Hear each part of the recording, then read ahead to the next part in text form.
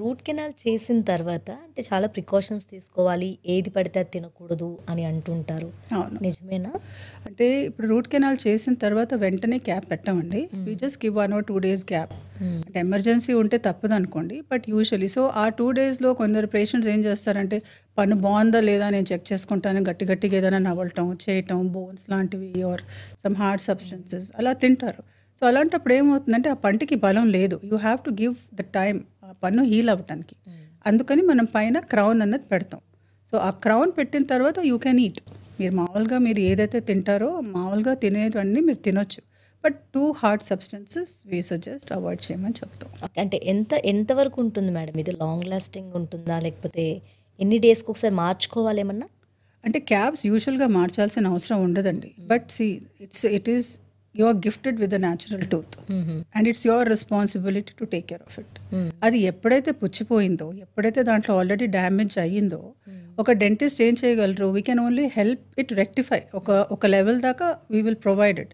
But మీరు experiment చేసి గట్టిగా ఏమైనా తిని యూనో ఆర్ ఏదైనా హార్డ్ పార్టికల్స్ కానీ లేదా ఏదో దెబ్బ తగలటం కానీ అలాంటివి ఏమైనా అవుతే కొన్నిసార్లు ఆ పన్ను లోపల నుంచి క్రాక్ అయ్యే ఛాన్సెస్ ఉంటాయి. కొన్నిసార్లు స్టిక్కీ ఫుడ్ తినటం వల్ల ఆ క్యాప్ ఊడిపోయే ఛాన్సెస్ ఉంటాయి. సో సపోజ్ ఆ క్యాప్ ఊడింది అనుకోండి వెంటనే go to a dentist and get it fixed. అదే క్యాప్ మళ్ళీ ఫిక్స్ చేసేస్తారు. బట్ ఎక్కువ గ్యాప్ పెట్టేస్తే మళ్ళీ ఆ క్యాప్ ఫిక్స్ అవ్వదు. సో వెంటనే ట్రీట్మెంట్కి వెళ్ళాలి. ఇంకోటి ఏంటంటే బ్యాడ్ బ్రీత్. దీనికి రీజన్స్ ఏంటి మేడం? బ్యాడ్ బ్రెత్ అండి దానికి చాలా రీజన్స్ ఉంటాయి. First thing is habits. చాలా స్మోకింగ్ చేసే వాళ్ళు ఉంటారు. ఈ paan gutka paan masala alcohol most importantly. So these are all అంటే ఈ హ్యాబిట్స్ వల్ల వచ్చే స్మెల్స్ అనమాట. సో దాన్ని హైలటోసిస్ అంటాం. కొన్నిసార్లు పేషెంట్స్కి ఎలా ఉంటుందంటే వాళ్ళకు కూడా తెలియదు. కొందరు వస్తారు వాళ్ళ దగ్గరకు వచ్చి మ్యామ్ నాకైతే నోట్లో అయితే ఏమి వాసన అనిపించలేదు but my friends said that I'm smelling bad or my husband said or my kids are telling. So నేను ఎన్నిసార్లు బ్రష్ చేసుకున్నా వాసన వస్తుంది. అలాంటప్పుడు దానికి రీజన్స్ ఫస్ట్ హ్యాబిట్స్ అండి. రెండోది కొందరికి ఏదైనా లోపల నుంచి అంటే digestion issues. Because your gut is most important. మీరు ఏం తింటున్నారు, మీ డైజెషన్ ఎలా ఉంది. సపోజ్ లోపల నుంచి ఏమైనా you have some ulcers or something like that.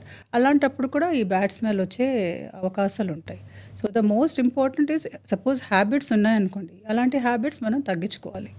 Internal ఏమైనా ఇష్యూస్ ఉంటే దాన్ని మనం రెక్టిఫై చేసుకోవాలి. అసలు ఇవి ఈ బ్యాడ్ బ్రీత్ రాకుండా ఉండాలంటే ఏం చేయాలి మనం? ఎలాంటి ప్రికాషన్స్ తీసుకోవాలి? ఈ 2 times బ్రషింగే సరిపోతుందా? ఇంకేమైనా ఫర్దర్గా? అంటే 2 times brushing is always recommended అండి. బట్ కొన్నిసార్లు ఏమవుతుందంటే ఎంత బ్రష్ చేసినా కూడా చిగుళ్ళలో ఇన్ఫెక్షన్స్ ఉంటాయి. కొన్నిసార్లు ఇన్ఫెక్షన్ మీకు బోన్ లోపల దాకా వెళ్ళి పెరియోడాంటల్ ప్రాబ్లమ్స్ ఉంటాయి. అలాంటప్పుడు ఏంటంటే it's always better you go to a dentist. వాళ్ళు మీకు ప్రొఫెషనల్గా పళ్ళు చిగుళ్ళు అన్నీ క్లీన్ చేస్తాం. So we clean up the whole gum area. మీకు లోపల బోన్ నుంచి ఏదైనా ప్రాబ్లం ఉందనుకోండి అది క్లీన్ చేస్తాము. ప్లస్ దాంతోపాటు సిస్టమిక్ రీజన్స్ అంటే మీకు ఇంటర్నల్గా వేరే ఏదైనా ప్రాబ్లం ఉంది. కొందరికి యాంటీ డిప్రెసెంట్స్ మీద ఉంటారు. కొందరు it's not just improper brushing technique, it could be so many reasons. కొందరికి కొంచెం డిప్రెషన్ లాగా ఉంటుంది. So they are on certain medications.